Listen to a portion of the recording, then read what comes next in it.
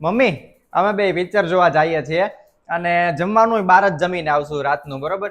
તો તમારી માટે શું લેતો આવું? જ્યારથી તારા લગ્ન થયા ને ત્યારથી તું મનીષાને જ બધે હારે લઈને જાસ. ક્યારેક તો શોપિંગ કરવાની, ક્યારેક મૂવી જોવા, ક્યારેક જમવા. તને તારી મમ્મીની કાંઈ ચિંતા નથી? તે કોઈ દિવસ મમ્મીને પૂછ્યું કે મમ્મી તમારે ક્યાં જાવું છે, શું જોવે છે? બસ તારે તો એટલું મનીષાનું જ વિચારવાનું. અરે મમ્મી, કેવી વાત કરો છો તમે? હું દર મહિને તો લઈ જાઉં છું બધાને, અને આજે તો અમારી એનિવર્સરી છે એટલા માટે મેં પિક્ચરનું ને એવું નક્કી કર્યું છે. તું તો પણ ક્યાંય મારા વિના જાતો નહોતો ને. અને સાંભળ મનીષા, તુંય તે આ છે ને મારા વિના ક્યાંય જાતો નહોતો. એને ક્યાંય મારા વગર જાવું જ નહોતું ગમતું. ઉભા રહ્યો, હુંય તમારી હારે જ આવું છું. મમ્મી, તમે અમારી સાથે આવો છો? કેમ, તને કઈ વાંધો છે? ના ના, મને કઈ વાંધો નથી. અને તું છે ને ભાવિને એક કામ કર, તારી બેન ને જીજાજીને બેયને ફોન કરીને કહી દે આપણી હારે આવે. બધા એક હારે જઈએ ને તો મજા આવશે. હું આવું હો 2 મિનિટમાં.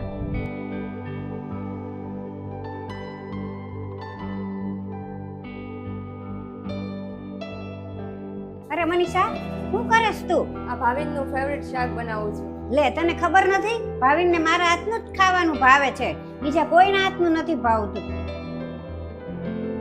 ભાવિનને મારા હાથનું જ બનાવેલું ભાવે છે. એટલે તું એક કામ કર, આ તે જે બનાવ્યું છે ને એ બધું કચરા પેટીમાં નાખી દે. હું એની હાટું ફરીને બીજું બનાવું. હજી ઊભી છો? જાને.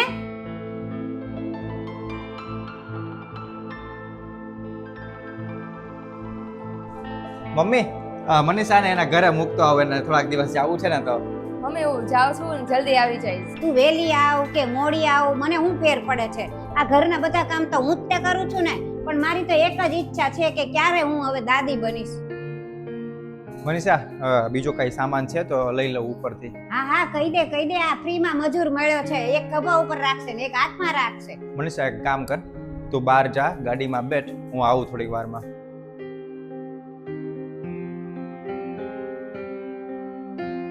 જા હવે, આયા ઉભો રહીને શું કરીશ? મહારાણી માટે કારનો દરવાજો તો ખોલ. હવે મમ્મી બસ કરો તો સારી વાત છે. હવે કેટલું તમે અપમાન કરશો એ બિચારીનું. હા હા, ઈ તો તને બિચારી જ લાગે. મમ્મીનું કાંઈ નથી જોતો કે મમ્મીએ શું કર્યું, મમ્મીએ શું ખાધું, મમ્મીને શું જોવે છે એવો વિચાર કર્યો કોઈ દી?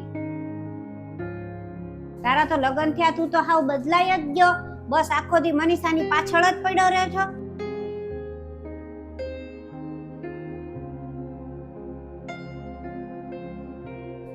મમ્મી, એક વાત કયો મને, કે મેં તમને પૂછ્યા વગર કોઈ દિવસ કાંઈ કામ કર્યું છે? નથી. મેં તમારું તમે જે મને કીધું એ મેં ભણ્યો હું. પછી નાનો હતો, તમે જે મને કીધું એ કપડાં પહેર્યા. તમે જ્યાં કીધું ત્યાં ફરવા ગયો.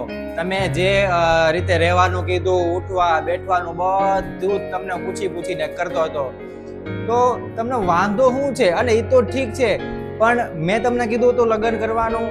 તમે મનીષાને મારી માટે પસંદ કરી અને મેં હા પાડી, મેં લગ્ન કરી લીધા તમે કીધું એટલા માટે.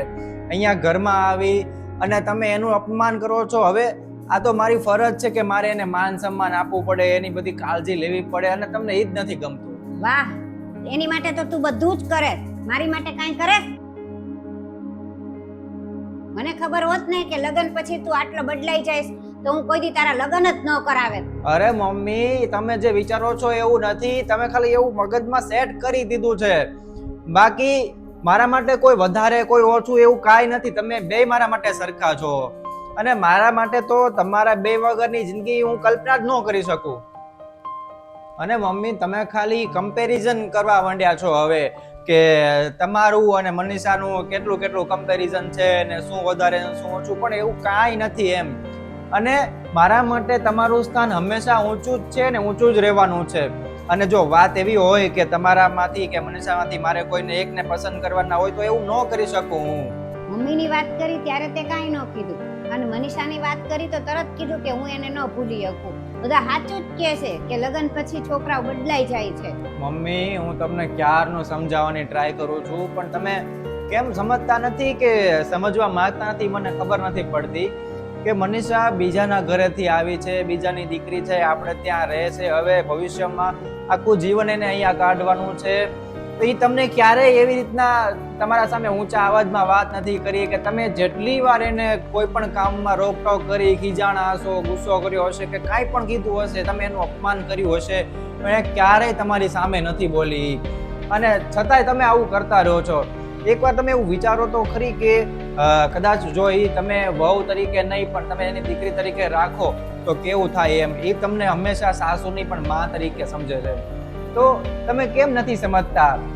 અને તમને કદાચ એવું હોય કે હજી મગજમાં એવું હોય કે ના ના ભાઈ, જે તમે વિચારો છો એ જ સાચું છે, અને મનીષા આવી છે એ પછીથી મારું બદલાઈ ગયું છે, હું બદલાઈ ગયો છું, તો અત્યારે તો હું મૂકવા જાઉં છું, એને જાઉં છું થોડા દિવસ એટલા માટે એના ઘરે. અને પછી તમે મને ફોન કરીને કહી દેજો કે જો તમને હા હોય તો ઠીક છે, અને ના હોય તો હું એને ક્યારેય પાછી નહીં લાવું.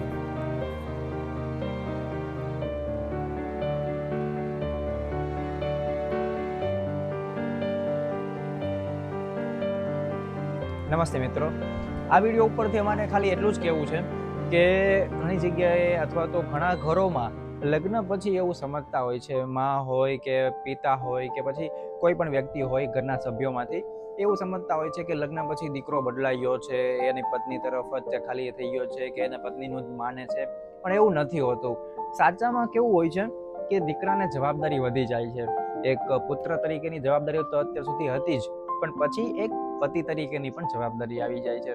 તો બે જવાબદારી અલગ અલગ હોવાથી બે જવાબદારી નિભાવવામાં એને બે બાજુની સમજણ શક્તિ વધારવી પડે છે, બે બાજુ સમજવું પડે છે, બે બાજુ સરખી રીતે રાખવું પડે છે. જેમ કેમ આપણે કહેતા હોઈએ છીએ ને કે ત્રાજવું અને ત્રાજવાના બે બાજુની જે વજન છે એ એક બાજુ નમી જાય તો બીજી બાજુ સરખો નથી રહેતો, એટલા માટે એને બે બાજુ સરખું રાખવું પડતું હોય છે.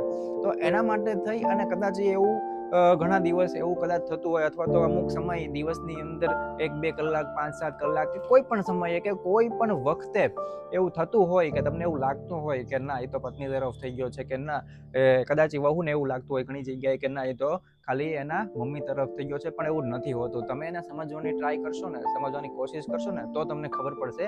એના સ્થાન ઉપર જો તમે જઈને વિચારશો ને તો તમને સમજાશે કે એ શું જોઈ રહ્યો છે અને શું સમજી રહ્યો છે.